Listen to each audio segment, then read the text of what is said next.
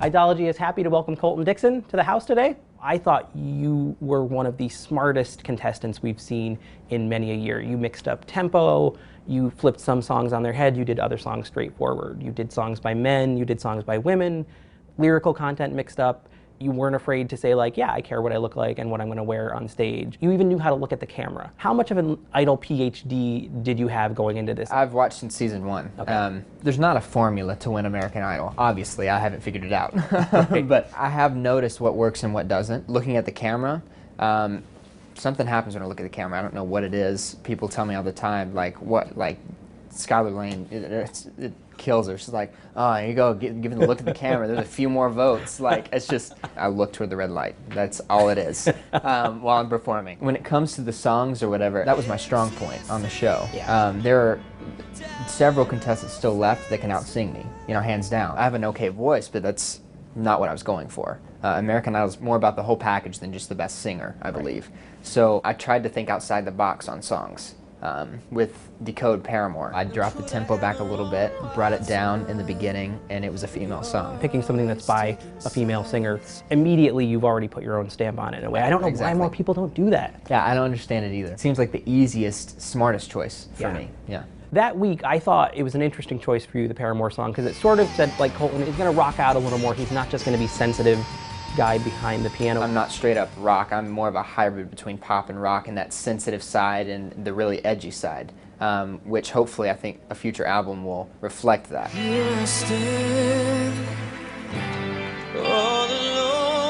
Top 11 week, you picked Broken Heart. Was there a collective gasp backstage from people being like, don't pick that? Nobody knows that song. I'd never heard that song before, like ever. I hadn't either. You hadn't? No, it was songs from our birth year. And 1991, you've got Play That Funky Music and Let's Talk About Sex. Right.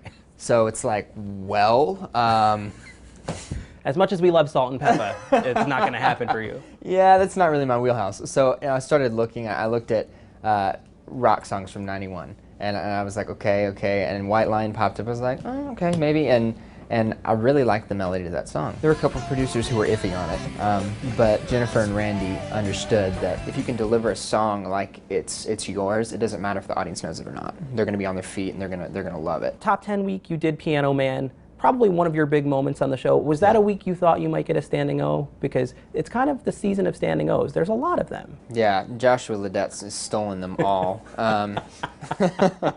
I thought too much about getting a standing ovation. I thought that could have been the moment. I was last. They had the red piano, the lights were around it. Alien lights. It was so cool. Sing us a song, you're the piano man. Sing us a song tonight. Looking back on it, I shouldn't have been disappointed that I didn't get one. Yeah. Just because I was invested in the song. I loved my rendition and I had fun with it, you know? So that's satisfaction enough. I guess if it's like you're in 3rd grade and everyone gets a piece of candy from the teacher, you want a and you're piece the of candy. only one who didn't get one, it's sort of like, what do I gotta do? Yeah. It felt that way sometimes, but I shouldn't have thought too much about it. Top 9 week, personal idols, you picked Lifehouse's Everything. This song is my favorite worship song of all time. I'm gonna start crying. There were some comments, at least on our message boards on our site, there he goes, he's shoving his Christianity down our throat and it's too much. And I thought there wasn't a lot of talk about that on the stage. Did you kind of feel like this was important to you to be able to bring this up and being able to say it, not just on Twitter to your core fan base, but to talk about it with the larger Idol audience? What I personally don't like about contestants on the show is when they give a certain vibe on the show and when they make an album that's completely different. Yeah. I hate that. And a lot of the time, those are the artists who, unfortunately, are unsuccessful off the show. So I wanted to make it loud and clear who I was. And that song is a slower song, definitely, and more tender moment, but that's who I am. How could it be any better than this? Did you struggle at all with the thought of, in terms of your religion, like how much to talk about it, how early to talk about it, how to talk about it? I never struggled when to talk about faith, when not to. Again, that's a part of who I am. If you don't like it, don't vote. That's my opinion on that. Let's talk about Love the Way You Lie. To me, that was probably my favorite moment of yours on the show. Cool. That's alright because I love the way you lie. I was gonna do I Will Not Bow, Breaking Benjamin, Okay. which is a big rocker. So they swayed you away from that. Even before I walked into the room, they knew they were going to sway me. It was pointless to sing the song for Jimmy in the first place, because before he even started, he said, I need to talk to you about something after you sing your song. So I think that gave it away. But, you know, like you said, that was a good moment for me. Let's talk a little bit about Bad Romance, which I really liked. Good. I was not necessarily on the bandwagon for Colton early on, but week after week, by the time you got to Love the Way You Lie and Bad Romance, I was like, you know, I could see this guy in the top 2 or 3 and not have any issue with it. But I was interested to see you on Twitter a couple days after being like, you know, I kind of picked the wrong song. This song's not really what I'm about. We have to choose the song before Thursday. Okay. Of the week prior. So probably halfway through the week up until the performance, I was thinking in the back of my head, I was like, okay, how is my Christian fan base going to react to me singing Lady Gaga? Right. There are some sites that say it's about something completely out there, and then there are others who say it's about what I interpret it about, which is wanting something you know is bad for you. And even with that, I think I could have chosen something that fits me a little better, just from what I've taken a stance for and who I've taken a stance for.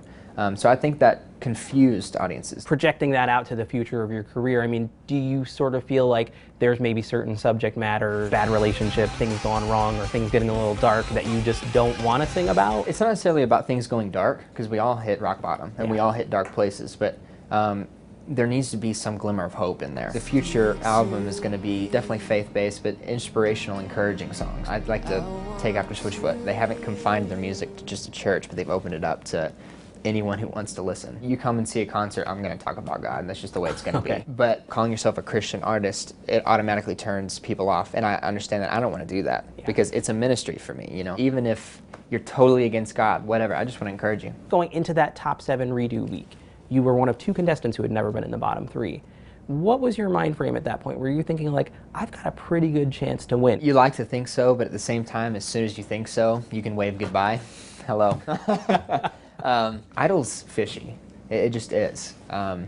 Sometimes all of your little girl votes go to bed. Final exams are starting to approach. Right. If their grades are going down, it might be time to do your homework instead of watching Colton on. Last question for you. We see a lot of different people come in. We see Jimmy, we see the judges, we see Tommy Hilfiger. It's interesting to see how different contestants react to it. Some people seem to be almost opposed to the idea of any input whatsoever. You seemed very open to it. A lot of what Jimmy or Tommy or whoever else had to say, I turned off big time at first. I'm a little worried about the hair. But I realized, I was like, okay, this isn't going to get me anywhere. I hate that he immediately discredited it. If America sees me constantly turning off, and just me turning off in general, I'm not going to be able to expand, and I'm not going to be able to grow as an artist on the show. I was planning on doing something a little different anyway. You know, I'd planned the blonde for a while, so I was like, okay, well, let's just do it and act like it was his idea to begin with and see what happens. And it worked out. But with Jimmy, we butted heads a lot. I know he knows his stuff, but at the same time, it was hard to relate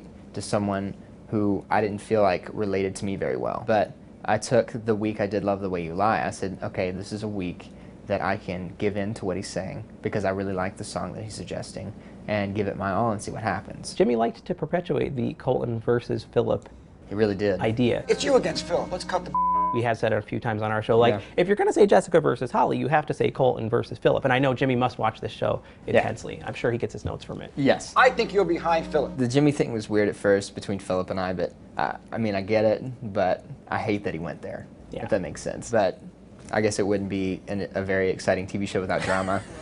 The contestants, God bless their hearts, you know, they're so set on this is a talent competition and being off the show. It's kind of like, nah, it's a TV show. So you just got to do what you can while being on a TV show. And it plays into the whole are you and Skylar dating situation. Know, right? Funny story real quick. So the night I got eliminated, we're not dating, but the night I got eliminated, I would never ask you that anyway. But Skylar walked up to me. She's like, well, I guess this means we break up now. You know, it was priceless. I always remember us like pulling up a tweet or whatever of someone saying, you and Skylar Elaine would make a cute couple, and I would just hand her the phone and she would just laugh, you know? Is it bizarre to be asked that by Ryan Seacrest in front of 20 million people? Like, yes. That's got to be weird. It's weird, especially standing right next to the girl. Like, it was kind of like, don't take offense to this, but no. Like, you know. Yeah, the first couple days it was funny. Third day it started getting old, and 3 weeks later we're just kind of like really? Yeah. I'm doing another cheesy country duet, like really? That fits me so well.